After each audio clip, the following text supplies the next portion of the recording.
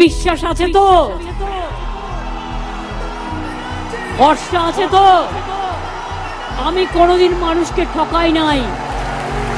আমি মনে করি কথা দিয়ে কথা রাখাটা কাজ। আমি মানুষকে ঠকানোর থেকে আমার মৃত্যু হওয়া ভালো। আমি যা বলি সেটা করি, আজীবন সেটা করে যাব। তার কারণ মমতার গ্যারেন্টি মোদির গ্যারেন্টির মতো মিথ্যাচার নয়। মমতার গ্যারেন্টি মমতা নয়, মা মাটি মানুষ।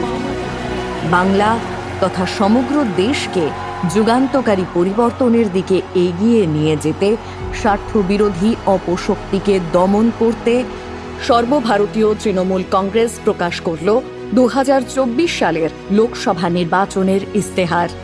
দিদির শপথ। বর্ধিত আয়, শ্রমিকদের সহায়। সমস্ত জব কার্ড হোল্ডারদের 100 দিনের গ্যারান্টিযুক্ত কাজ প্রদান করা হবে এবং সমস্ত শ্রমিকরা দেশ জুড়ে দৈনিক 400 টাকা বর্ধিত ন্যূনতম মজুরি পাবেন। দেশ জুড়ে বাড়ি হবে সবারই। দেশের সকল দরিদ্র পরিবারের জন্য আবাসন নিশ্চিত করা হবে। প্রত্যেককে নিরাপদ ও পাকা বাড়ি প্রদান করা হবে। জ্বালানির জ্বালা কমবে, দেশের জ্বালা ঘুচবে। প্রত্যেক বিপিএল পরিবারকে বছরে বিনামূল্যে 10টি সিলিন্ডার দেওয়া হবে, যাতে তারা পরিশ্রুত রান্নার জ্বালানি পেতে পারে।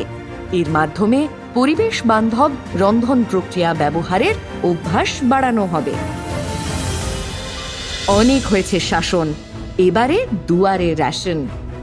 প্রতি মাসে প্রত্যেক রেশন কার্ড হোল্ডারকে 5 কেজি বিনামূল্যে রেশন, চাল, গম, শস্য ইত্যাদি প্রদান করা হবে। রেশন প্রত্যেক সুবিধাভোগীর দোরগোড়ায় বিনামূল্যে পৌঁছে দেওয়া হবে। আমাদের অঙ্গীকার, নিরাপত্তা বাড়বে সবার।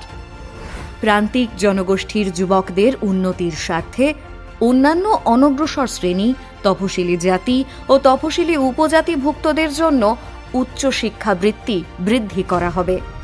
ভারতের 60 বছরের বেশি বয়স্ক ব্যক্তিদের জন্য বিদ্যমান বার্ধক্য ভাতা বৃদ্ধি করে প্রতি মাসে 1000 টাকা অর্থাৎ বার্ষিক 12,000 টাকা করা হবে। বর্ধিত আয় নিশ্চিত, এবার ফুটবে হাসি অন্নদাতার। স্বামীনাথন কমিশনের সুপারিশ অনুসারে ভারতের কৃষকদের জন্য ন্যূনতম সহায়ক মূল্য প্রদানের আইনত গ্যারান্টি দেওয়া হবে, যা সমস্ত ফসলের উৎপাদনের গড় খরচের চেয়ে কমপক্ষে 50% বেশি ধার্য করা হবে। স্বল্প মূল্যে পেট্রোপণ্য, ভারতবর্ষে সকলে ধন্য। পেট্রোল, ডিজেল এবং এলপিজি সিলিন্ডারের দাম সাশ্রয়ী মূল্যে সীমাবদ্ধ করা হবে।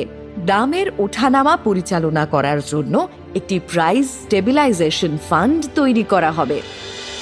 নিশ্চিন্ত ভবিষ্যৎ অর্জন, যুব শক্তির গর্জন। 25 বছর পর্যন্ত সকল স্নাতক এবং ডিপ্লোমা হোল্ডারকে তাদের দক্ষতা ও কর্মসংস্থান বাড়াতে 1 বছরের শিক্ষানবিশ প্রশিক্ষণ প্রদান করা হবে।